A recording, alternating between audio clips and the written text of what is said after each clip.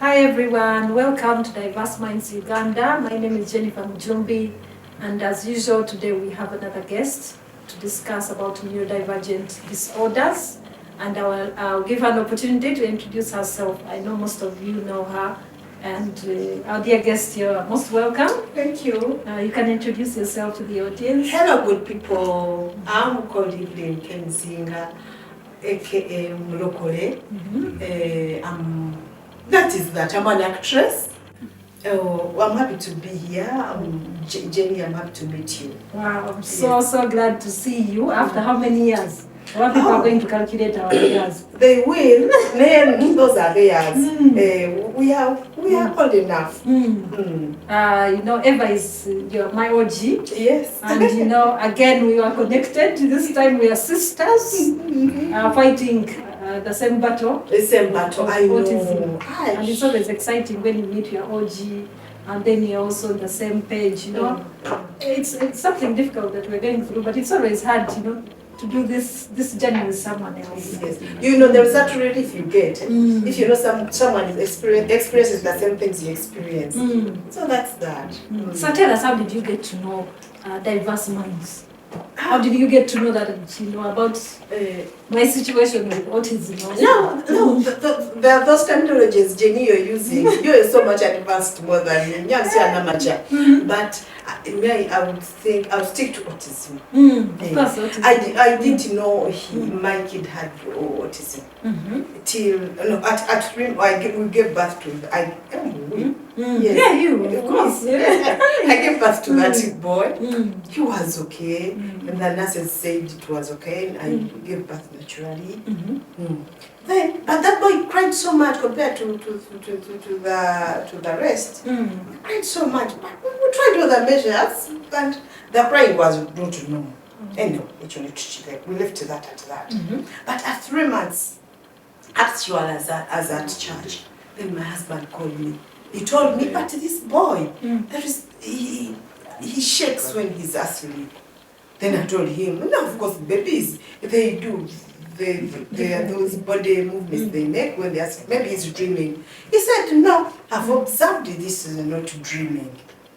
Well, so when I came back, the boy was up, I bathed him, he ate, then he slept again. Then we had to sit there for like an hour. I wanted to watch myself that shaking my husband was talking about. At 3 months, then I saw it was 12 weeks. In sleep. It was a little worrying. Right. That's when we started to go to the hospital to. A kid who has no other sickness. It wasn't malaria or flu or nothing. But that. So we explained to the nurses, the doctors. The doctors also didn't know what was the problem. Right. So they referred us to do different tests about the brain. It's a long story. At 3 months, fast forward, when did you get the diagnosis? To find out that now this is a lifetime condition. This year, recently, 7 years. Can you imagine? This when we got the diagnosis. This is when we got the real information. And then the doctor told us that our boy was autistic. So you as a parent, when you get the news, have you ever, at that time, had you ever heard anything about autism? Did you think it was a disease? Did you think you could find some cure for it? Well, I had heard about it, but I couldn't think my kid could be having autistic. I saw it from far away from there. I didn't see it close to me. So, after the doctor told us. Where was that? Which hospital? Was it the hospital? What hospital? Okay. The nurse, the doctor was there. She looked at the boy. They told him to do different things. Then she stamped that he was autistic. It was like caught. My legs, I couldn't feel my legs.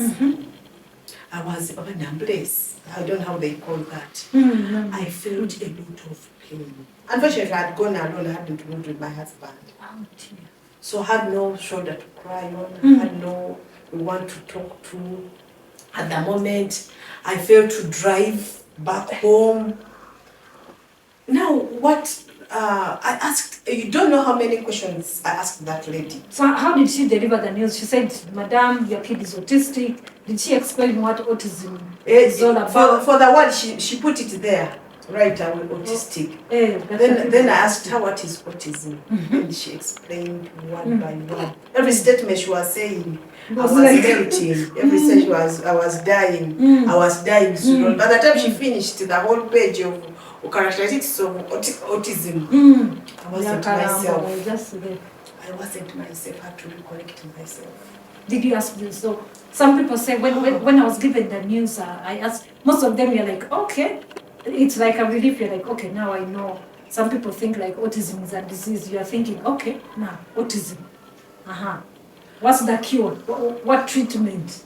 Did she tell you right away like this thing has no treatment? No, after asking, she told me the characteristics, and among the characteristics was that one that it is incurable. It's a constant condition. So I didn't have to ask that question. Oh, just she brought it early. She brought it early. So condensing that information in 30 minutes, it wasn't easy. I don't even want to recall that. God gave me the grace. I would have collapsed. Then after, I felt, I sweat. When I fear, I sweat in the mouth. I felt inside I was sweating.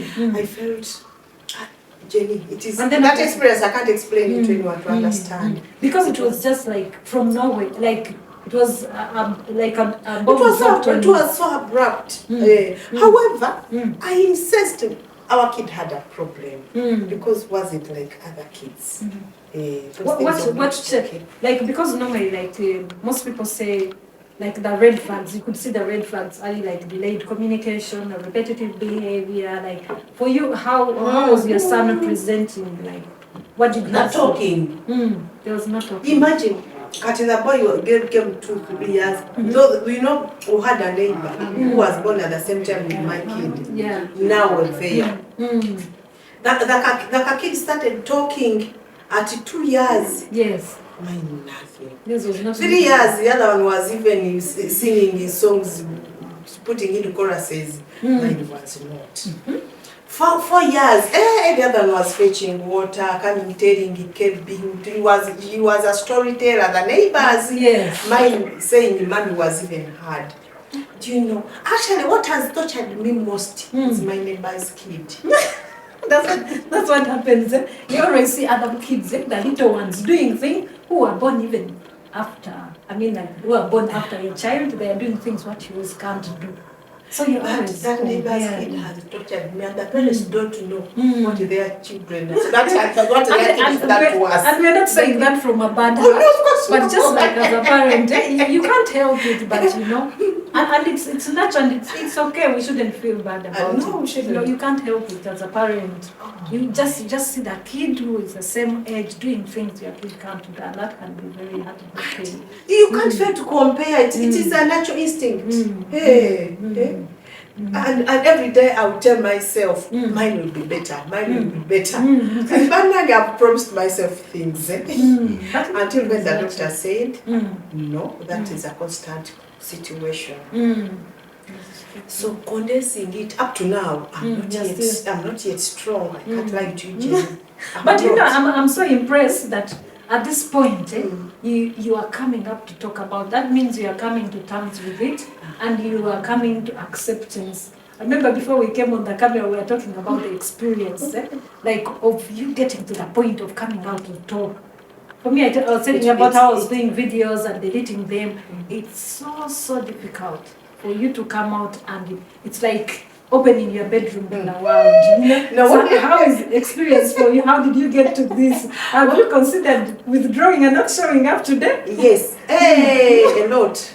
Me seeing here, you seeing me here, it is a miracle, baby. It's a miracle. It is. Yeah. Well, we talked on Sunday. This is a Tuesday. Yes. Sunday, when we talked that I would come and do this interview, I said, this girl is joking. I can't. And I can't blame you, to be honest. Every time I talk to parents and eventually I withdraw, I understand because I've done the same. It took me a lot of time for me to compose myself. And at some point I thought, I'm going to raise awareness, but I'm not going to tell people that my kids are autistic. Then my husband said, that's hypocrisy. Because you're also in the group of those people who are stigmatizing our kids, people who you are not accepting. So, because, how can you go there and hide your thing and you just want to raise awareness? It doesn't work. However, my husband, when I shared with him about this interview, he said it is fine. Oh, he said it is fine because the way we've struggled. You don't know how many prayers we prayed. We would sleep in church praying for that condition. It's so interesting that every parent has gone through the experience. So, yes. So for you, what are the things you've tried? Like sleeping in the church. You go hungry month to month, fasting for that kid to be fine. Oh yes. That is self-torturing.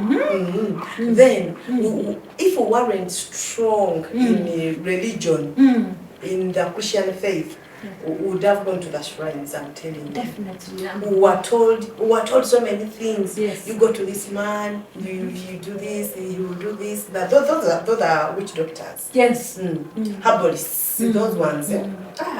Would have gone there. But even those moments when we were tempted to do it, yes. we would think about now. After that, we'll go back to God and tell him what.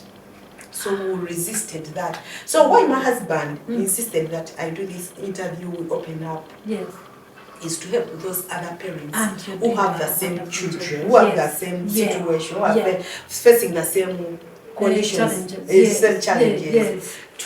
To help them understand they are not alone, and to them to understand that condition is constant. You've been lied to that it can be cured. It can be cured. There are those medications you've been told, do this, we swallow this. Supplements, supplements of different types. What do they call them? Witch doctors, everyone. And it's so weird, like everyone knows a cure.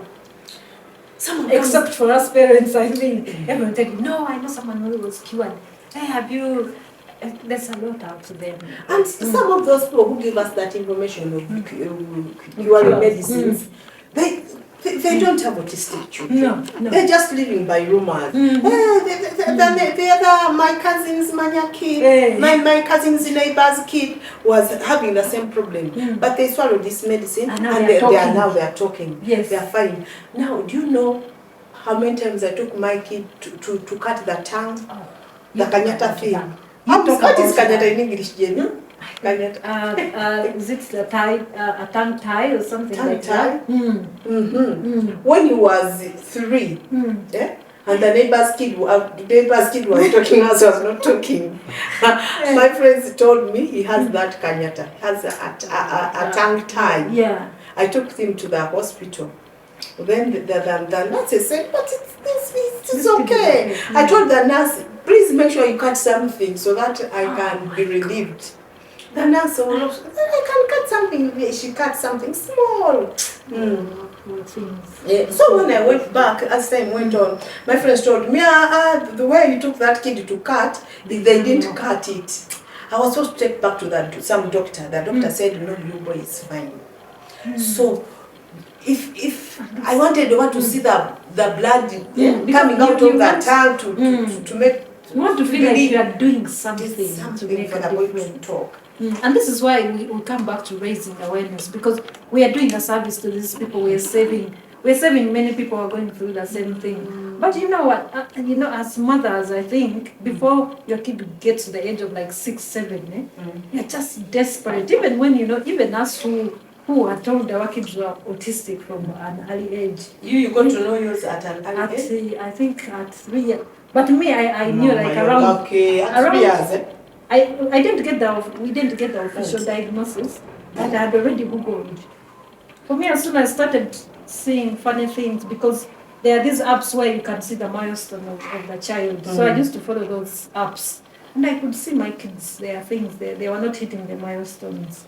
So I started Googling and autism would come up, autism. So by the time I got a diagnosis, by the time they were 5, I already knew. And when they started nursery, the teachers, that's when they started assessing them and started telling us in small doses, the kid may need support here, may need support. It was hard to tell.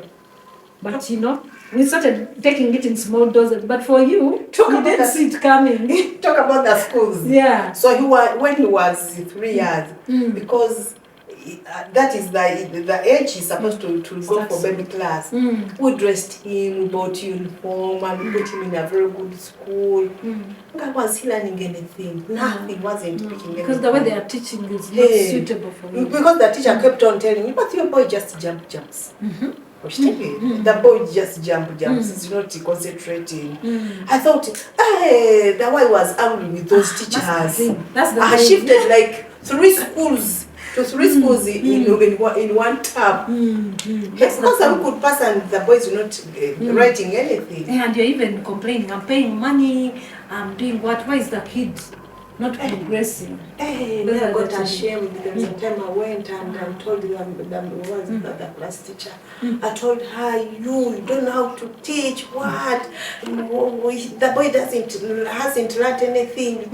Then she told me that your kid, I teach them the same thing with other children. The other children are picking it and yours is not picking it. I told her, you're selfish, you don't think of it. Hey, you! The challenges we've gone through. Eva, let's just go for a short break. When we come back, we'll continue talking about the challenges that Eva has gone through with her family raising an autistic child. See you soon.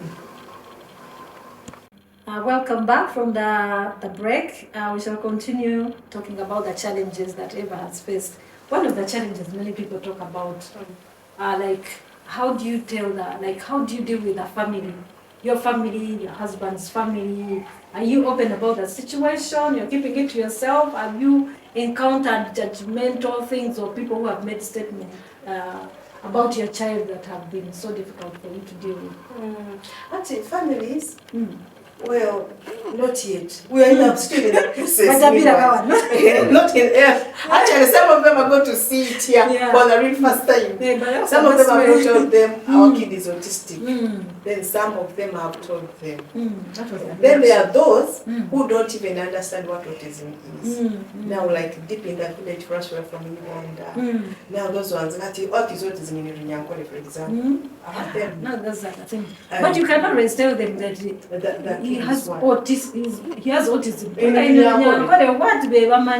You see, the problem is not saying it as it is. Maybe when they ask, you can explain. Otherwise, they will put a name. They will give it a name. Oh, you're Bamusadaka. Take a they Sadaka the kid. They sacrifice the kid. That's why they are doing well in this and that. Or I never Murondo. Those things. Someone told, even there is one who told us, your grandparents, you go and dig the graves of your grandparents. Then one said, my husband's side, the dad had the Mandarin. What is Mandarin? Those small goats. That had those small goats. That when the dad died, then he didn't this one inherit properly, he didn't do things properly. But then there are so many theories. Now, but about the relatives, because this is not a sickness. Yes.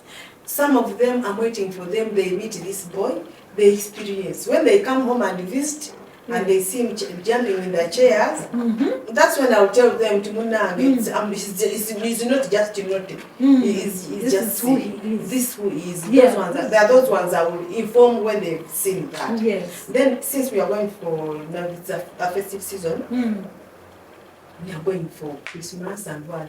He's going to behave weirdly. Yes. That's when I'm going to tell them. Yeah. But how have you been dealing with it before even you got a diagnosis? Do you feel ashamed, like sometimes your kids act in a certain way, and you're like, people are blaming you as a parent and think that you brought your kids. They think he's naughty. Yes. When we went to the villages, when we used to go to the village, they would say our kid was naughty. Yes. That's not the case. Meanwhile, let me tell you one scenario that I got embarrassed. I had gone for VD, one of my son's school. Yes. VD. And the parents, well, you know, we are seated there, and the parents, some of them know me. Hey, Mulokole, how are you? She said those things. Yes. Now our boy, because he was 6 years, he just removed his and susu there. Yeah, that's that typical. And by the time they don't do that, it was too late. Yes. Now I don't know what those parents thought. I had no time to explain to them. I didn't even want to explain to them. Just I got so embarrassed. We just even left the video before it was time to leave. We told our son, no, let's go home. We've seen you enough. What? We left earlier than expected. But you know, one thing you need to know, you're not alone. Yes. I can assure you I've experienced those things, but me, I've developed a thick skin. I don't care what people think. I even laugh about it sometimes. I'll try, you know, of course our kids can learn. I'll try to explain to them like what you're doing is not right and try not to do this again and make sure it doesn't happen again. But now that I know, sometimes they're not like other kids, you know. I don't feel embarrassed. I don't know. As time goes, because now you accept who your kid is, you stop getting embarrassed. Well, that's something that can enter into my heart gradually, then just gradually. Now the challenge I have right now, my neighbors. My neighbors have not told them. Oh, you know, so they need to be told. By the way, surprisingly, they might know. You know, people know a lot of things about your child, but they don't even tell you. Now that you've come out, you see people coming to you and saying, yeah, I wanted to tell you, but I feared it. You get. And if they had told me before, I would have gotten annoyed at them. Yeah, people get upset. That's what they did. Yeah, you're judging my kid and things like that. So now I wanted to come to another question that I always ask every autistic parent. You know, your fears, like when you look at his future, how does it look to you? I'm fearing even already. That question has made me fear. Oh my God. Several times I don't want to have that thought in my mind. Every time I have that thought, that day is gone. Yes. I can't perform, I can't do anything. Every time I think about that. But it is so challenging. It is so challenging. Thinking about the future of that boy when I'm not around. Yes. It is horrific. It is terrifying. I'm scared. Even up now, I'm scared. I have no answer. I don't know where he can be without me, without the dad. I don't know who can handle him. Those questions I can ask you, maybe you answer me. What is the way forward anyway? And let me tell you, for me, like I always tell parents, because that's the thing for me that keeps me awake, that keeps me doing the things I'm doing, because I'm thinking, if as parents we don't put things in place. Remember what I was telling you the other day, we were doing training here. Yes. And most of them you say they are my nieces, my sisters. First of all, I said I'm going to talk about this condition. I'm going to involve my family so that, you know, it all starts from family. If I'm not here, maybe someone will understand my children. Maybe they will know how to support them. They may not do it the way I can do it, but they have information. So especially you who has siblings, get them involved early. Get them involved early. Let them know what you're doing, the therapist you're doing, the kind of support you're giving him, and give them a chance also to support him. Actually, I've done that, but I've done it. I've gone beyond. When he was diagnosed with that has autism, I went back. I told the other siblings. I told them, now this is your brother. Take care. Always think about him. That even when we die as the parents, before you eat, make sure this Joseph has eaten. And if you don't do that, don't marry. When you marry, tell your wives that this is priority. When you don't do that, I will come back from the graves and start tormenting you. They said, hey, mommy. you went beyond. But it's okay to talk about them. And also, I think when we are designing these programs, as we raise awareness, we need to know that these things affect the whole family. the siblings, my. they go through the same things we go through.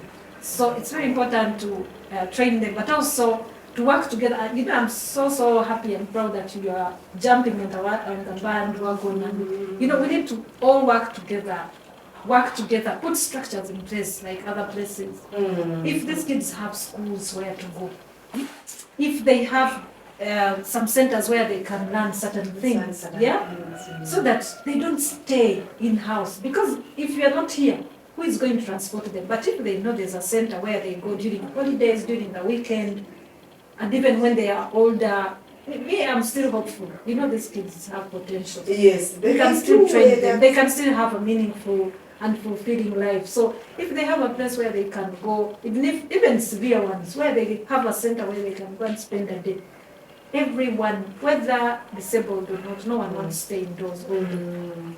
If their siblings know where to drive them, and then they can go on with their business, come back and pick them in the evening. Maybe in future, who knows, we'll have those places where residential homes where they can have support when we are not here. So that's what makes me come and face cameras. Make me put in the little money that I have. So that I don't want to do something for me alone, but for us to do it collectively, for our country and other places, for us where we stay. As if it was possible, we would have a village of our own parents, autistic parents. But some people are doing that. Yes. Town, so that's the idea. Then you can be strong. When I look at someone who's going through what I go through, I can be strong. So when the kid gets out of the house, they don't. I've seen places like that. Like those are the residentials I'm talking about. Like they have different houses around where special people are staying. They have like places where they can go and enjoy music and do things that they enjoy, play games. Maybe we'll get there. Maybe we'll get there. Yeah. But what I've gone through, it's a long story. There is a time he was even stolen. Wow. My kid was stolen. What? And they wanted to sacrifice him. What? All the signs and symptoms showed they wanted to sacrifice him. Yeah, he was playing with other kids. And such kids are targeted. And for him, he doesn't speak. So I think someone picked him from the rest and disappeared with him. Oh dear.